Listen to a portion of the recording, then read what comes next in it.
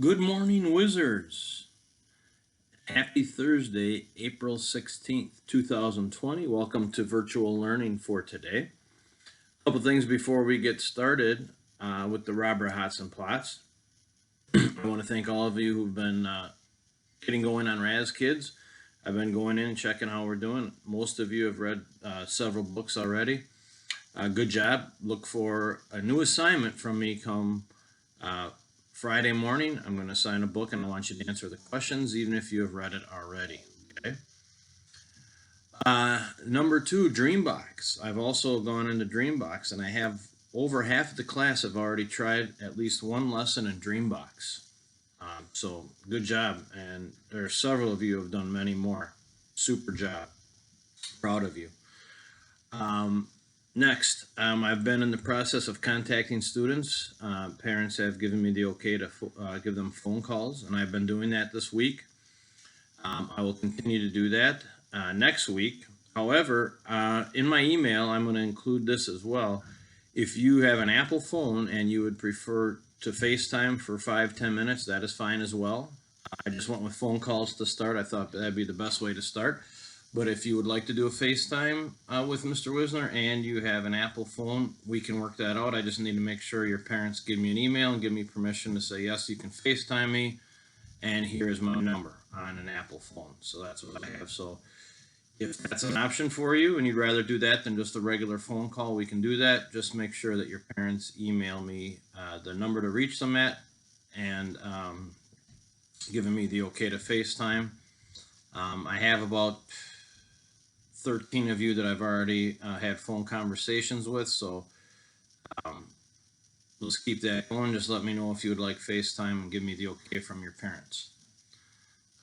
When you see our slides for today's learning, make sure you look at the one from Mrs. Hanson. Looks like she's in a Reggie White jersey, so that's pretty interesting. All right, so Raz Kids Dreambox FaceTime, permission from your parents, send it to me on their on my email, and then we can get together with our phones and do FaceTime if you want to. And then, of course, Mrs. Hanson, check out her slide. All right, let's continue with the Robert Hodson plots. Yesterday we left off with this page, steps leading down into the cellar of the wicked magician Petrosilius Zachelman. This is one of my favorite chapters, Wizards. Let's listen in. When Casperle had peeled 3 saucepans full of potatoes, he stopped for a rest. He put down his knife, wiped his wet hands on his pants, and then he went to see what he could find to eat in the magician's cupboard. It must be nearly dinner time by now, and he was feeling very hungry. The first thing that met his eyes was a jar of pickles. People say sour food makes you merry, he thought. This should be the right stuff for me then. Casperle ate 3 pickles. After that, he felt much better. He tasted all the different pots of jam that stood side by side in the cupboard. Then he drank a glass of buttermilk, and finally he cut himself a slice of salami sausage. Zachelman had sausages and ham in his cupboard as well. All kinds of sausages were hanging from the ceiling. Long ones and short ones, thin ones and fat ones. All Casperle had to do was to reach out his hand and grab one. It's like fairyland, thought Casperle. But as he stood there gaping, that means looking, gaping at the sausages, he suddenly heard a weird sound.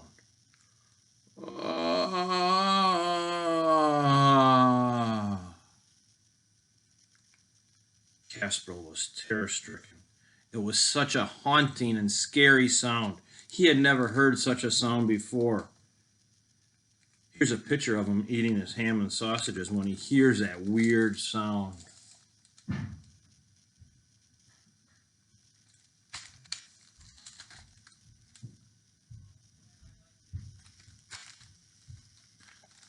It was such a haunting and scary sound, a sound he had never heard before. Was there someone else in the castle too? Who could it be? Never mind, maybe I'm imagining something. He carved a piece of sausage and he put it in his mouth. And then, sure enough, he heard it again. Oh!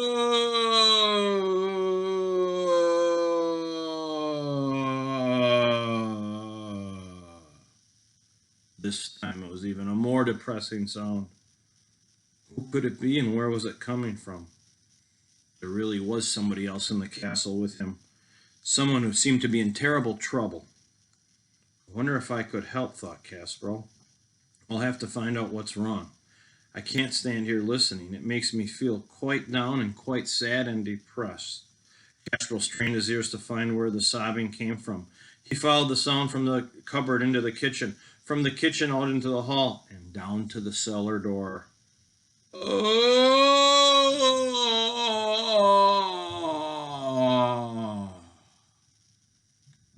He heard the sickening sound again.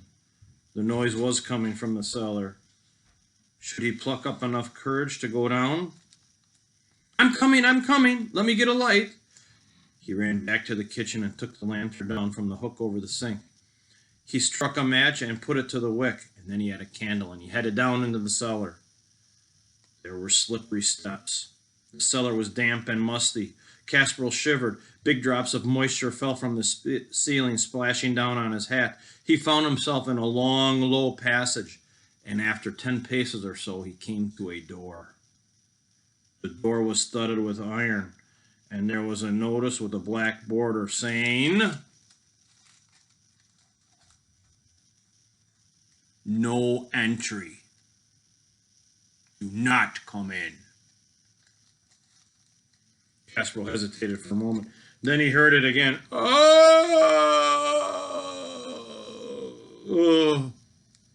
He had to go on. He had to help whoever was in such a need. But what now? Directly behind the first door, he found a second door.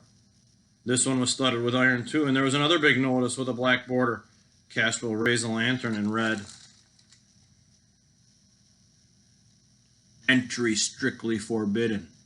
That means you, wizard, stay out.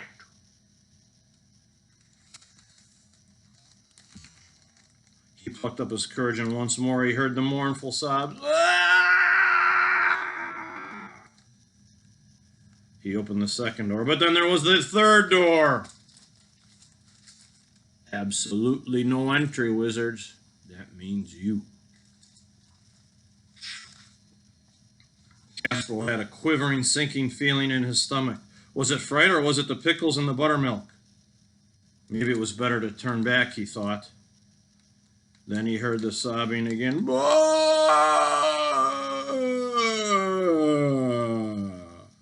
Behind the third door. This time it sounded so dreary and miserable that it went right to his heart. He forgot all about his fright and the pain in his stomach. He stepped forward, grasped the doorknob, and the third door swung open, creaking and croaking and groaning horribly. And when doors creak and groan, things are about to get interesting. That's where we'll stop for today. However, here's the next chapter. The mysterious toad. I wonder if that toad is in the cellar. Oh, we have to find out. Okay, wizards. Schedule for today, Thursday, April 16th. Math. Today in math, you're going to be doing some army ant centimeter measurements. Okay, and working with centimeters. Remember, centimeters are less than an inch. Actually, they're about 2.54 centimeters in every inch. So almost 2.5 centimeters equal an inch. Okay, so you're going to be doing some measurement with army ants and centimeters. Reading, try to do a RazKid book and questions. Watch for an assignment specifically from Mr. Wisner on Friday. And today, I'm encouraging everybody to read an actual book, not just on RazKid. So find a book, fiction or nonfiction, and find a quiet place in the room, just like we would do in the classroom, and try to read traditionally a real book, not just a RazKid's book, if you can. For writing, you're going to be retelling a part of a book that you really enjoyed. Let's try to keep that a fiction book. So think of Otis Spoford, or think of a fictional book you've read, or think of the Robert Hodgson plots. Think of characters and setting and plot, and is there a problem and a solution? And you'll see in your slide, you're writing your opinion on a part of the book you've read that you really enjoyed. You're offering your opinion on a book that you've read. Okay, so that's for writing. So math, Army, Ant, centimeter measurements, reading, get into RAS Kids. Try to read an actual book too today. And then writing your opinion on a fictional book that you've read. In word work today, you're going to be filling in a missing word. You're going to look at the sentences above, and then there's a word bank down below. Fill in the missing words. There's a slide from Mrs. Nordstrom for music.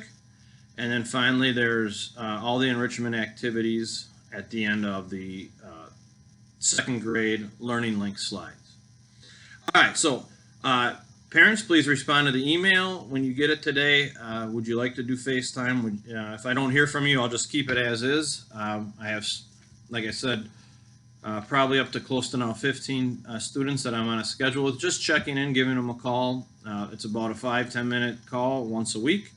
And if we can move that to FaceTime, I'm all for that as well. Just parents, give me the permission to FaceTime with your children and give me a number that I could reach them at, and then we'll keep the specific times that we have set up already, and we'll go from there. That will have to be on an Apple phone, though.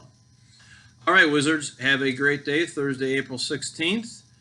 Try to get outside today. It looks like it's a little nicer out today than it has been the last couple days, and the wind has died down. Until next time, bye-bye from Mr. Wisner.